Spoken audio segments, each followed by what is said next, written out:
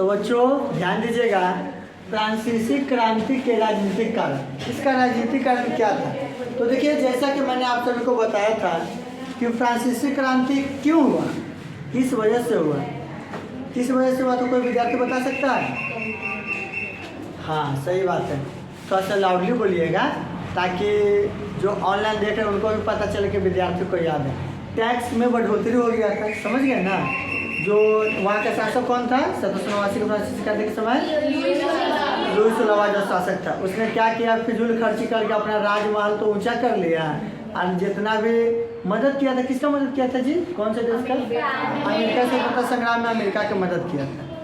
तो वहाँ पे मदद किया तो यहाँ पे क्या हुआ, करों का बोझ बढ़ गया। कितना बढ़ गया था? कितना? 10 अरब लिब्रे। तो उसका भरपाई किस स्टेट से करना चाहता था? तृतीय स्टेट से। प्रथम स्टेट पादरी से नहीं, द्वितीय स्टेट कुलीन वर्ग से नहीं, लेकिन किससे लेता था? तृतीय स्टेट से। ठीक है ना? देखिए, ये इसका राजनीतिक कारण समझिएगा। मध्यम वर्ग, ठीक है ना, मध्यम वर्ग जिसमें वकील, डॉक्टर, शिक्षक आते थे, वे क्या चाहते थे? देखिए, मध्यम वर्ग क्या चाहते थे? मध्यम वर्ग को कौन कौन आते थे? वकील, डॉक्टर, शिक्षक। वे चाहते थे कि जन्म के आधार पर जितना भी सुविधा दिया जा रहा है ना, उसको क्या कर दिया जाए? समाप्त कर दिया जाए। मध्यम वर्ग 18वीं सदी में इस नई सामाजिक समूह का क्या हुआ था? उदय हुआ था। इसको थोड़ा सा बढ़िया से समझिएगा।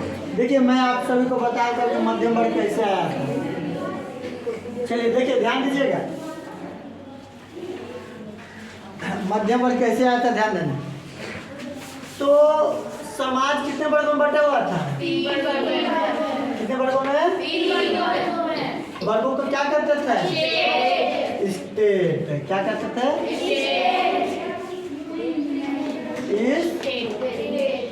स्टेट। चलिए, तो प्राथमिक, द्वितीय और कौन होगा? तृतीय। तो देखिए, हम तो बताते कि प्राथमिक में कौन आते थे?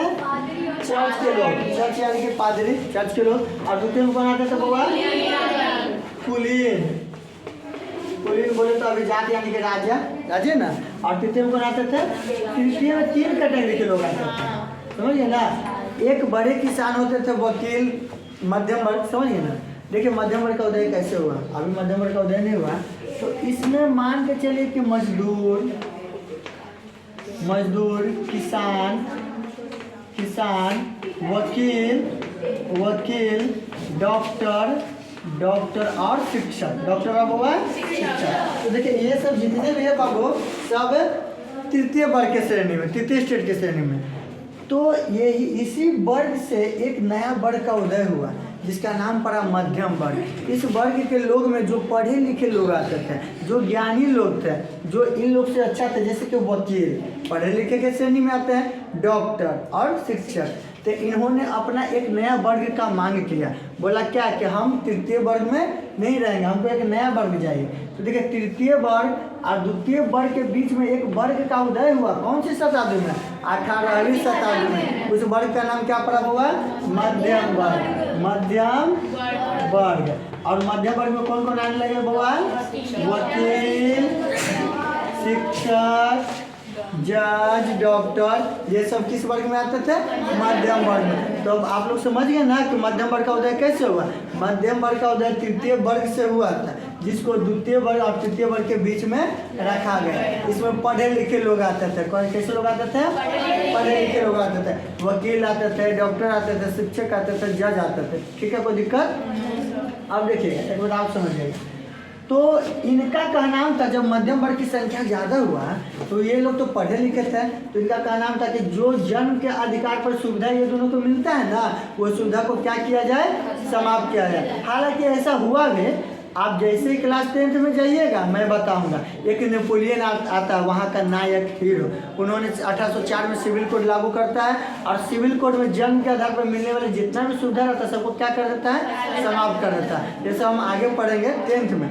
लेकिन इसको आप लोग समझ गए मध्यम वर्ग का उदय कैसे हुआ? इसमें किसी को कोई दिक्कत नहीं ना? चलिए, मध्यम वर्ग में किसी को कोई दिक्कत अब हम लोग पढ़ेंगे लुईस लॉवा के बारे में। लुईस लॉवा के बारे में क्या पढ़ेंगे, कल तो पढ़ा है ना जी। लुईस लॉवा क्या था? लुईस लॉवा फ्रांस का शासक था। 1789 के फ्रांसीसी क्रांति के समय फ्रांस का शासक कौन था? लुईस लॉवा, जो कि राजगद्दी पर कब बैठा था? 1774 में ना जी, 1774 में गद्दी पर बैठा था, ठीक है। और लुईस लॉवा किस वंश का था? वो बुर्बो वंश का था। किस वंश का था? बुर्बो वंश का था। तो ये पता है निरंकुश शासक था, मतलब इसका जो भी शासन व्यवस्था उस पर कोई भी अंकुश नहीं लगा सकता। और यह फिजूल खर्च बहुत करता था। फिजूल खर्च क्या करता था? अपना आलीशान महल बनाने में पैसा बहुत ही लगा दिया।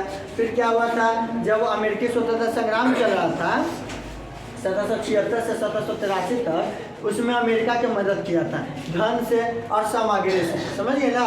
उसमें कुछ पैसा इन्वेस्ट हुआ। अब उधर तो पैसा इन्वेस्ट हुआ, फिर लुईस लॉवा क्या कर दिया कि अब भरपाई करने के लिए, क्योंकि कर्जदार हो गया था फ्रांस, जो हुआ कर्जदार हो गया था 10 अरब लिब्रे, समझिए ना।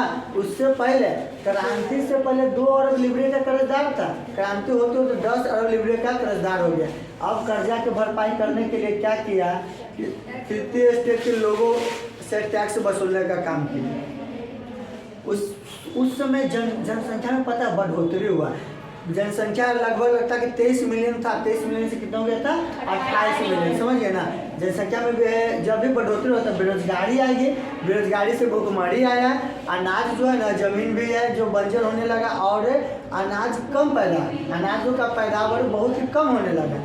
वहाँ का मुख्य अनाज, मुख्य भोजन जो है वो पाव रोटी है। क्या है? पाव रोटी। अब लोगों ने क्या किया कि आंदोलन करना शुरू कर दिया। अब भुखमरी तो बड़े बड़े फैक्ट्री कंपनियों में घुस घुस के खाना के लिए मांग करने लगा, समझ गए ना। तो जनताओं द्वारा देश में क्या हो गया? आंदोलन हो गया, क्योंकि देखिए पेट भरेगा तभी सब कुछ काम कर सकता है। तब लड़ाई हुआ, संघर्ष हुआ, और लुईस लॉवा का अंततः अपना गद्दी को क्या करना पड़ा हुआ? त्याग देना पड़ा। और फिर हम लोग पढ़ेंगे, जैसे 10th में जाएंगे तो जनताओं ने आंदोलन करके हराया, फिर वहाँ पे जनता का नया संविधान बनता है, ठीक है ना। अब देखिए लुईस लॉवा यह निरंकुश शासक था, जो कि फिजूल खर्च में क्या रहता था? व्यस्त रहता था। उसका विवाह ऑस्ट्रेलिया की राजकुमारी मेरी एंटोइनेट से हुए थे। याद रखिएगा, जो लुईस लॉवा जी थे उनका विवाह किससे हुआ था? मेरी एंटोइनेट। वो कहाँ के थे?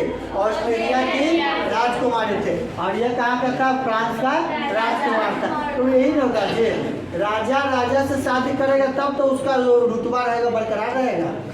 रुतबा बरकरार रखने के लिए हम राजा है तो राजा से ही विवाह करेंगे, ऐसा अब नहीं है, ऐसा पहले का बता रहे हैं, हम अपने बारे में नहीं बोल रहे हैं, ठीक है ना। चलिए, वो रहता था अपना दबदबा बनाने के लिए, वो लोग मकान बनाते थे बड़ा बड़ा बिल्डिंग शहरों में, और टैक्स वसूलते थे ग्रामीण क्षेत्रों से, समझ गए ना। देखिए, क्रांति की शुरुआत 5 मई 1789 में करों की बढ़ोतरी से जन आंदोलन प्रारंभ हो गया था। जनताओं ने टैक्स जब बढ़ने लगा, जुल्म हद से ऊपर बढ़ने लगा, तो जनताओं ने 5 मई 1789 को क्या कर दिया? जन आंदोलन, यानी कि उसके खिलाफ आंदोलन कर दिया। किसके खिलाफ? लुईस लॉवा के खिलाफ। किसान, औरतों एवं कारीगरों ने जमकर उसका विद्रोह किया। और आंदोलन कौन में शामिल था? तृतीय वर्ग के किसान, कारीगर और महिलाएं, सभी ने उसका विद्रोह किया।